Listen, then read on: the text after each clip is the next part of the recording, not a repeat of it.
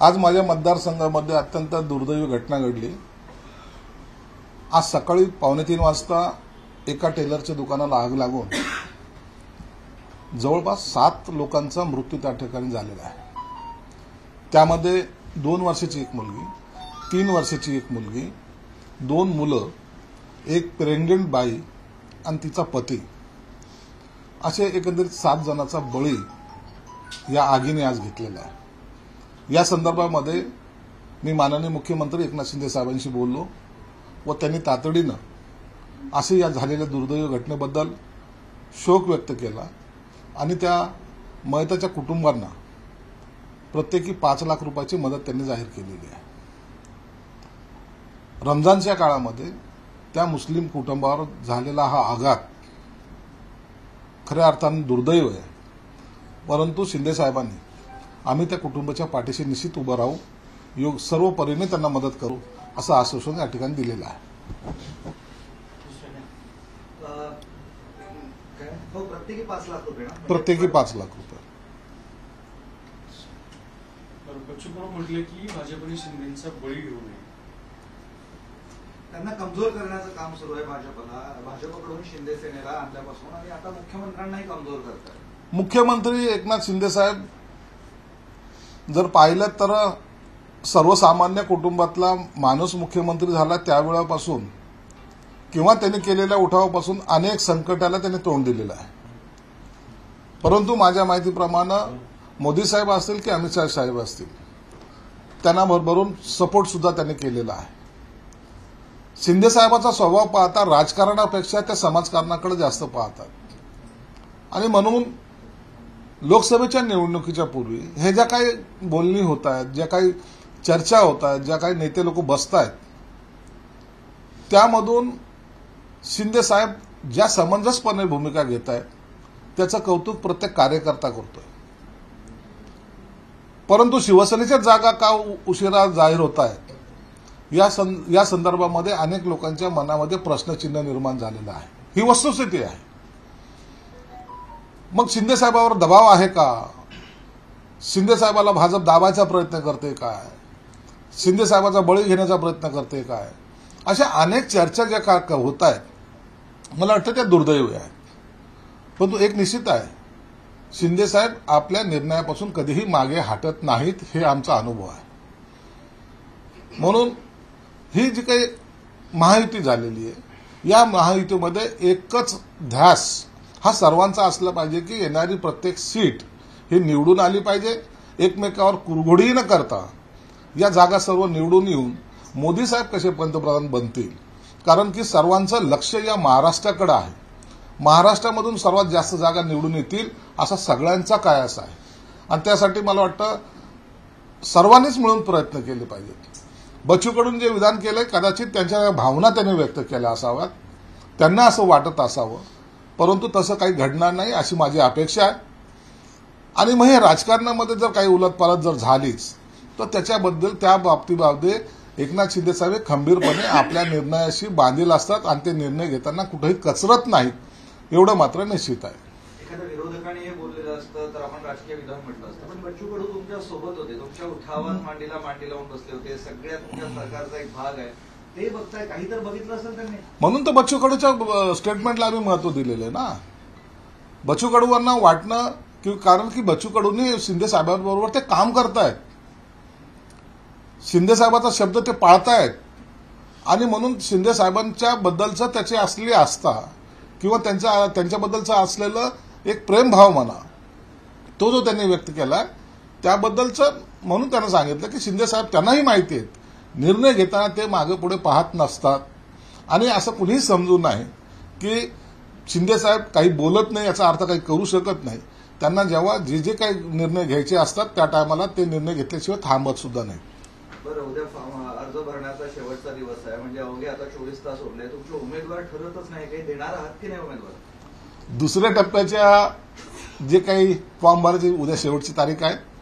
मला वाटतं काही ठिकाणचे उमेदवार घोषित झालेले आहेत आणि काही जे मोजके आहेत, 1-2-3 ज्या जागा आहेत त्या नावाची घोषणा आज केली जाईल। तिसऱ्या चौथ्या टप्प्याच्या ज्या निवडणुका आहेत त्यांचा कालावधी जास्त असल्यामुळे त्यांची घोषणा मला वाटतं परवाच्या दिवशी, मॅक्झिमम परवाच्या दिवशी त्यांच्याही नावाची घोषणा केली जाईल. परंतु आज काही नावांची घोषणा ही जरूर केली जाणार आहे. पण इतकं शेवटपर्यंत का तुम्हाला ओढावं लागतं? बाकी पक्षांनी मोकळं झाले करून, तुमचा सहकारी भाजपने आधीच घोषित केले आहे. आमच्याकडे इच्छुकांची संख्या जास्त असल्यामुळे त्यातल्या त्यात एखाद्या कार्यकर्त्याच्या नावावर शिक्कामोर्तब करताना दुसरा कार्यकर्ता कुठेही नाराज होऊ नये हा दृष्टिकोन ठेवल्यामुळे आमच्याकडे वेळ लागतो. आम्ही जास्त आदेश पद्धतीने परंतु लोकशाही पद्धतीने सर्वांना सामावून घेऊन त्यांचं मत जाणून घेतल्यानंतरच घोषणा करतो. त्यामुळे हा विलंब लागत आहे. जोडून एक विचारतो, बच्चू कडूंनी केलेलं विधान, त्यानंतर तुमच्या उमेदवारांची उशिराने जाहीर करण्याची पद्धत, त्याला जोडून सिंधुदुर्गची जागा पण जास्त वेळ अडकली आहे. कारण आता नारायण राणे स्पष्ट झालंय आणि आज उदय सामंत सुद्धा म्हणाले ते वरिष्ठ नेते आहे, ठीक आहे ते असेल तर आमचा काही विषय नाही. नारायण राणे साहेबांबद्दलचा निर्णय, कारण की ते माजी मुख्यमंत्री आहेत, आता केंद्रीय मंत्री आहेत, त्यांचा निर्णय घेताना थोडासा उशीर यासाठी लागतोय की ती जागा कायमस्वरूपी शिवसेनेकडे राहिलेली आहे. कोकणातल्या जनतेने शिवसेनेला भरभरून प्रेम दिलेलं आहे. मग अशा वेळेला ती जागा शिवसेनेकडे असावी हा आमचा आग्रह होता. त्यामध्ये नारायण राणे साहेबांशी काही वैयक्तिक दुश्मनी किंवा त्यांना मिळू नये हा त्याचा मागचा हेतू नव्हता आणि नाही. पण याबाबत वरिष्ठांनी निर्णय घ्यावा हा दोन्ही पक्षाकडून, शिवसेनेकडूनही आणि भाजपकडूनही असंच वरिष्ठांना सांगण्यात आलं की याबद्दल आपण निर्णय घ्यावा. मला वाटतं आज त्याचा निर्णय दुपारपर्यंत होण्याची शक्यता आहे. ठाकरे गटाचे 8 आमदार शिंदे सेनेच्या संपर्कात आहेत अशी माहिती मिळते, खरे का? ठाकरे गटाचे सर्वच आमदार आमच्या संपर्कात आहेत. माझे कुटुंब माझी जबाबदारी सोडलं तर बाकी सर्व आमच्या बरोबर आहेत. म्हणून आता काय निर्णय घ्यायचा आणि केव्हा घ्यायचा या बाबतीमध्ये फक्त शिंदे साहेब थोडा शांतपणे विचार करून हा निर्णय घेणार आहेत. गडबडीत आला, कोणी आला म्हणून ताबडतोब त्याच्या हातामध्ये गड्डादोरा बांधणं हा आमचं काम नाहीये. आम्हाला आलेल्या कार्यकर्त्याचं त्या तेवढ्याच स्वाभिमानानं आणि त्याला सन्मानानं प्रवेश देणं आणि त्याला भविष्यामध्ये त्याचं राजकारण सुरक्षित करणं हा त्याचा मागचा उद्देश असतो. म्हणून घेताना सुद्धा त्याचा पुढचा जो राजकीय प्रवास आहे तो सुखकर व्हावा हा दृष्टिकोन शिंदेसाहेब डोळ्यासमोर ठेवतात.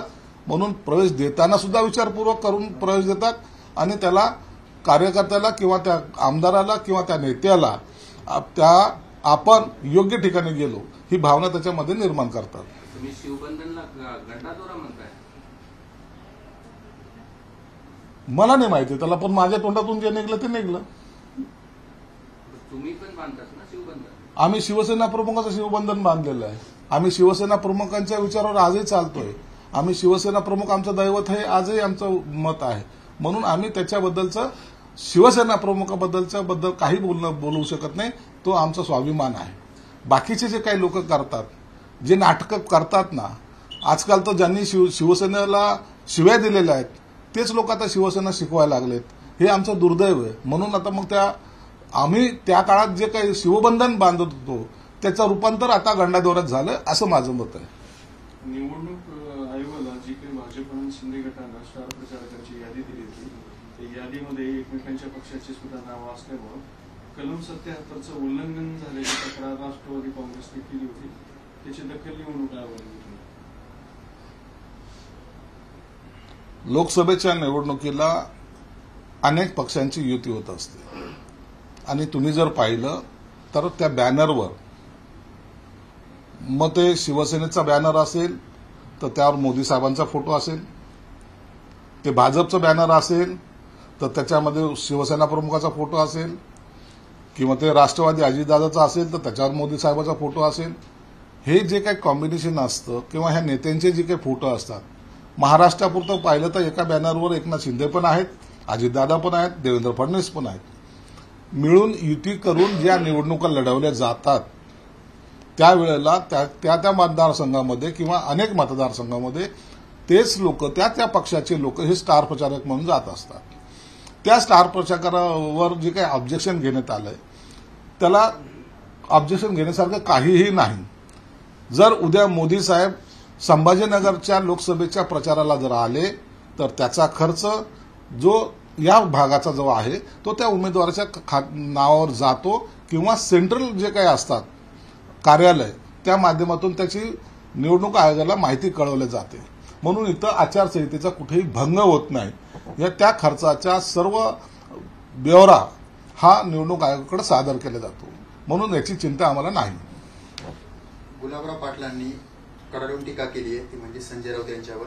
उद्धव साहेबांची बसंती तर शरद पवारांचा पावला असं संजय राऊतांनी म्हटलं. गुलाबरावांनी टीका करताना सॉफ्ट भाषेमध्ये ते टीका केलेली आहे. फक्त बसंती म्हणलाय हे खरं म्हणजे संजय राऊतला अभिमानानं सांगता तरी येईल. तो दल्ला म्हणला नाही हे त्याचं दुर्दैव आहे. म्हणून हे बसंती जरी असली तर त्यांनी कुणाला वाचवायचा प्रयत्न केला पण हे तर खड्ड्यात घालतात ना. म्हणून संजय राऊतला कोणतेही विश्लेषण लावलं तर त्यांच्यावर काही फरक पडत नाही. हा अब मारा तो मार अब मार के देख अशातली ती अवलाद असल्यामुळं त्याच्यावर जास्त भाष्य सुद्धा करू नये. ओके. Yes, thank you.